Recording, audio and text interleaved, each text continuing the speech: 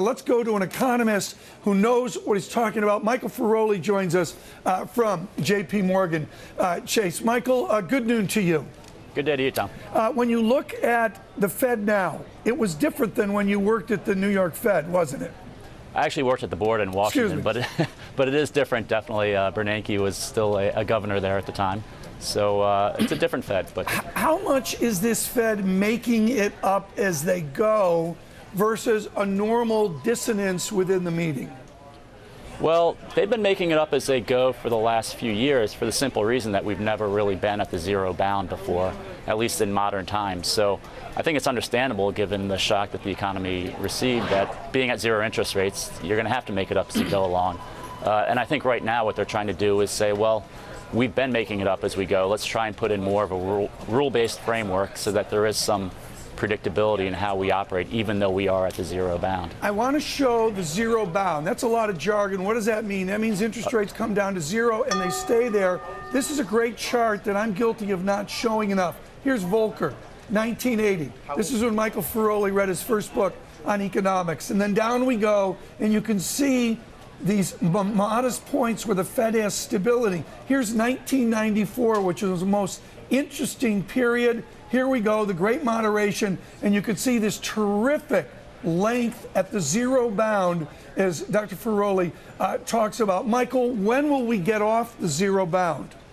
So our forecast isn't that far from the committee's forecast, which is probably sometime in the second half of 2014.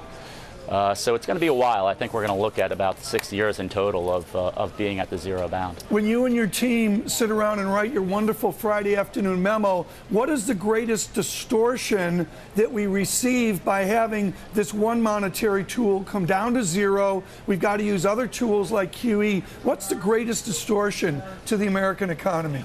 I would say the distortion is that rates can't go any lower. So I don't worry particularly about financial imbalances by being at zero interest rates. I worry by the fact that because interest rates can't go negative, we're not getting as much monetary stimulus as the economic conditions warrant. Okay, let's listen to someone on Euro, on America. Earlier this morning on Bloomberg Surveillance, I spoke with Carl Weinberg of High Frequency Economics, and I asked him what he would like to hear Mr. Bernanke say on the United States.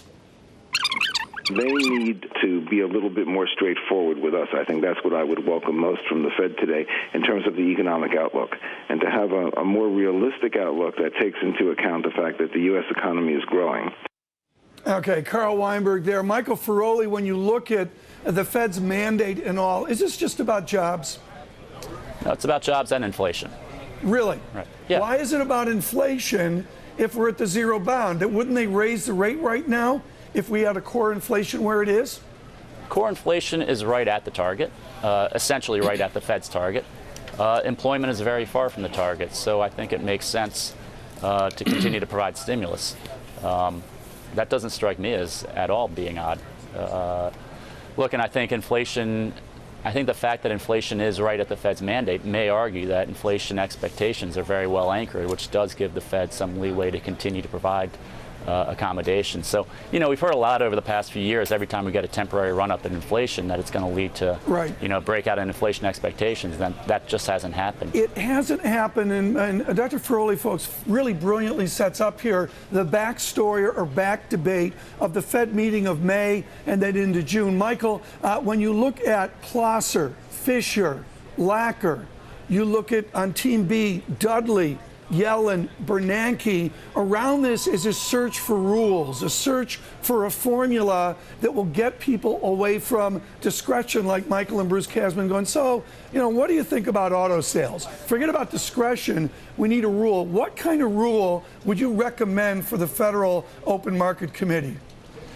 So I don't think it's advisable that they have a very hard and fast rule that relates, if they were to do something like a Taylor rule, I think that might overlook the fact that you have some factors that just don't factor into that, right? Like financial stress. So I do think they want to be a little bit flexible here. At the same time, I think they want to lay out parameters, broad parameters of what type of unemployment rate and what type of inflation rate will eventually get them to to take rates from off of the zero bound. Do you find solace in Charles Evans of Chicago's view that they should target 7% unemployment and that we need to establish that glide path down? I think there's something to be recommended. I think that plan is actually somewhat sensible. I mean, I'm not necessarily sure I agree with every piece of it, but I think it is an interesting place to start the debate. And I think actually that's somewhat where the Fed may be going in terms of changing their communication strategy in coming months. Here's a chart, folks. Let's look at it. Summer of 2014 to the Evans level, and you can see the glide path. It's been a very good glide path recently. Michael Feroli, what is the call on unemployment by your team? Do we maintain this glide path and surprise down to 7.8 or 7.7 unemployment? So I would say recently it's been better than a glide path. We've seen the unemployment rate decline almost a percentage point over the past year, which for that variable is a pretty big move.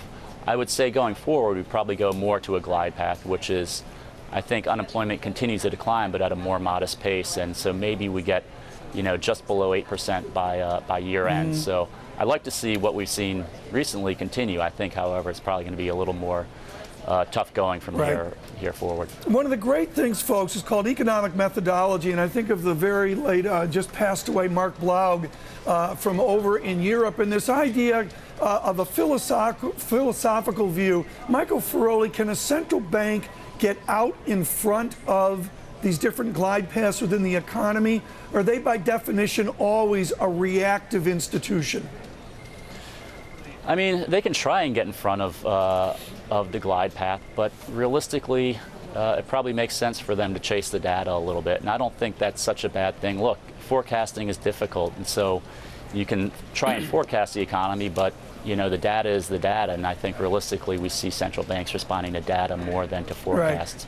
Michael Feroli, on the edge of Greenspan there. I will speak with the former chairman May 1st. I believe that's next Tuesday in Washington. Here's a Feroli note. Let's bring it up here. FOMC preview. We guess the 2015 crew includes the committee leadership, Bernanke, Yellen, and Dudley. We see no change from this group. So in terms of the people, Michael, are you suggesting these are entrenched members of the Fed? Well, what I would suggest is that what we've heard from the leadership has been pretty cautious regarding the outlook, and it doesn't sound like in the intermeeting period that they have gotten wildly bullish on the economy. So I wouldn't expect them to have changed their views much regarding policy. I guess more generally, the views regarding interest rate forecasts, if there are going to be any changes, I think they're probably going to be pretty minor. We have had a little bit of change in data since the January meeting, but probably not enough to really significantly alter committee participants' view of the first rate tightening. Quickly, Michael, what will you look for in this statement? What are the key words that I should study at 12:30?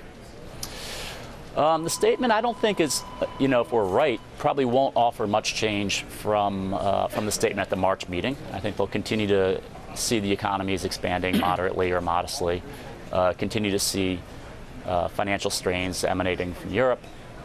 Maybe they take out some of the language regarding oil and gas price inflation. But beyond that, no real change in signaling regarding QE, regarding the late 2014 guidance. So I would expect 12:30, of all the three Fed events we get today, hopefully if we're right, 12:30 will bring the fewest amount of surprises.